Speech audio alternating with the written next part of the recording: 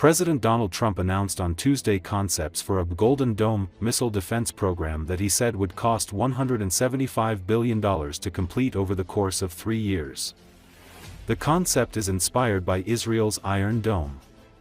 According to Associated Press, Trump, seated with a poster next to him showing the continental U.S. painted gold and with artistic depictions of missile interceptions, said, "This is very important for the success and even survival for our country."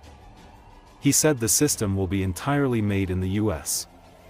Trump also announced that General Michael Getline, who currently serves as the Vice Chief of Space Operations, will be responsible for overseeing Golden Dome's progress. The president was asked whether military commanders asked for the Golden Dome system, and Trump replied, "I suggested it, and they all said, 'We love the idea, sir.'"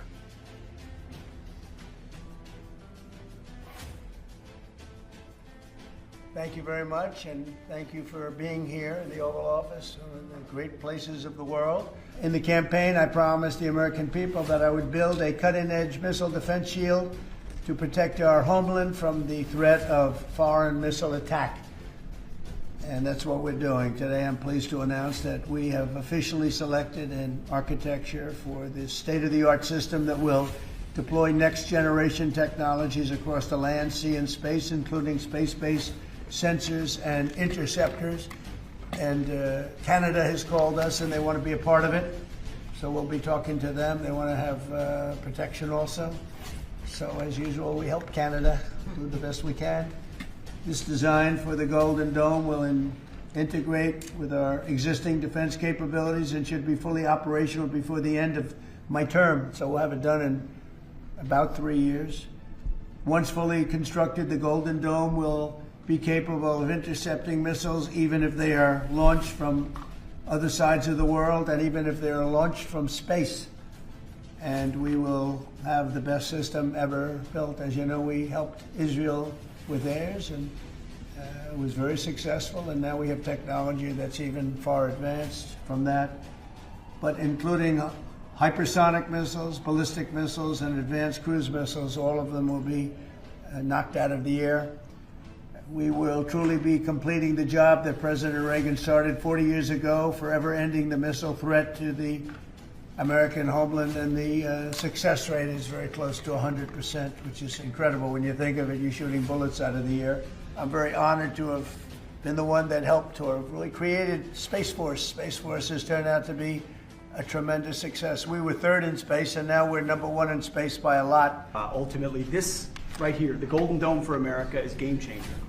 It's a generational investment in the security of America and Americans. Mr. President, you said we're going to secure our southern border and get 100% operational control after the previous administration allowed an invasion of people into our country. President Reagan 40 years ago cast the vision for it. The technology wasn't there. Now it is, and you're following through to say we will protect the homeland from cruise missiles, ballistic missiles, hypersonic missiles, drones, whether they're conventional or nuclear. Because this is very important for the success and even survival of our country. It's a pretty evil world out there, so this is something that goes a long way toward the survival of this great country. And as I said, we'll be discussing Canada. They want to hook in and they want to see if they can be a part of it. That sort of makes sense. I guess that's what I was talking about from day one. You know, it just automatically makes sense, and it won't be very difficult to do, but they'll pay their fair share. And as I said, we'll be discussing Canada. They want to hook in and they want to see if they can be a part of it.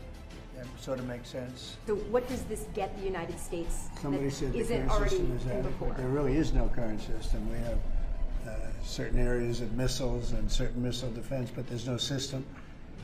We just have some very capable weapons that hopefully we never have to use, but we have some very capable weapons. Now, this is a different league. There's never been anything like this. This is something that's going to be very protective. I think you can rest assured there'll be nothing like this. Nobody else is capable of building it either. Was it something that military commanders asked you for?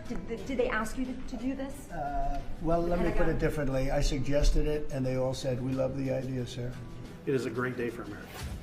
And also, very importantly, it's we're the only ones that have this. We call it super technology. Nobody else has it, and nobody else has really near what we have.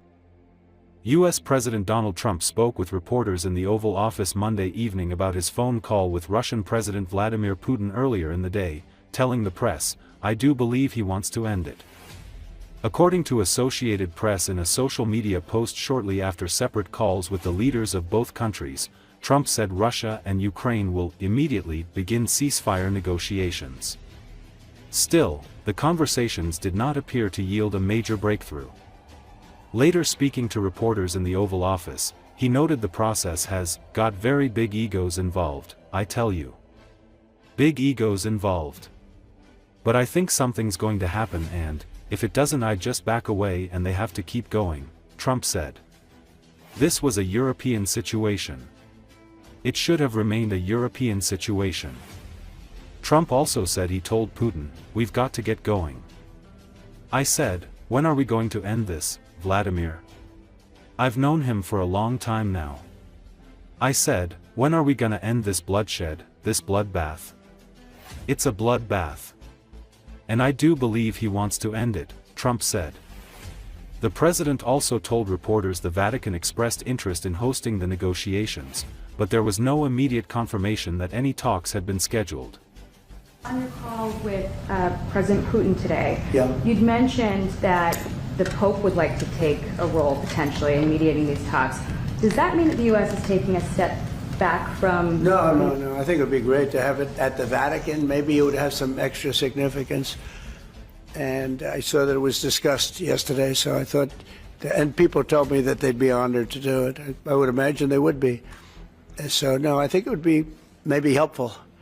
There's tremendous bitterness, anger, and I think maybe that could help some of that anger. So having it at the Vatican would be, in Rome, would be I think it would be a great idea. Thank you.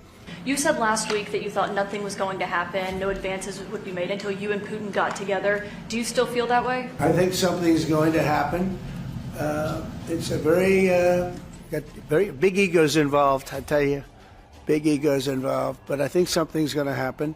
And if it doesn't, I'd just back away and they're going to have to keep going. Again, this was a European situation. It should have remained a European situation. Did you ask President Putin to meet with you? About what? About Ukraine. Of course I did. I talked to him about it. I said, when are we going to end this, Vladimir? I know him for a long time now. I said, when are we going to end this bloodshed, this bloodbath? It's a bloodbath. And I do believe he wants to end it. You know, when I made the call, I told the people last night, I spoke to the heads of the different countries. But I said to them, we got to get going.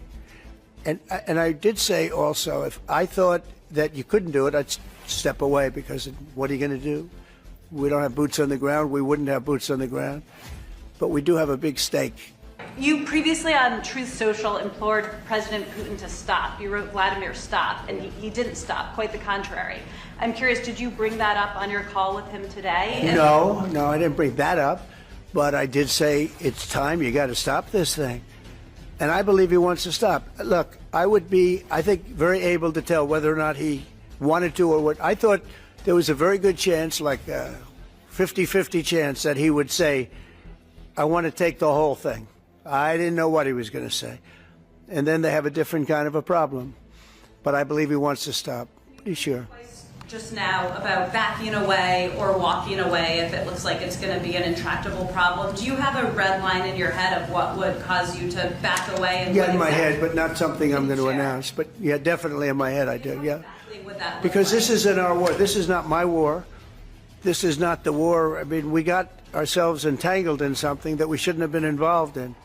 And we would have been a lot better off, and maybe the whole thing would have been better off, because it can't be much worse. It's a real mess. It's a death trap. So I think that, yeah, I would say I do have a certain line, but I don't want to say what that line is, because I think it makes the negotiation even more difficult than it is. Yes, please. President Zelensky of Ukraine says that the Ukrainians are ready for a ceasefire. They're ready for peace negotiations. In your mind, is Ukraine doing enough to get this peace? I'd rather tell you in about 2 weeks from now, because I can't say yes or no. I think, look, he's a strong person. Zelensky, a strong guy, and he's not the easiest person to deal with. But I think that he wants to stop. He's, you know, not.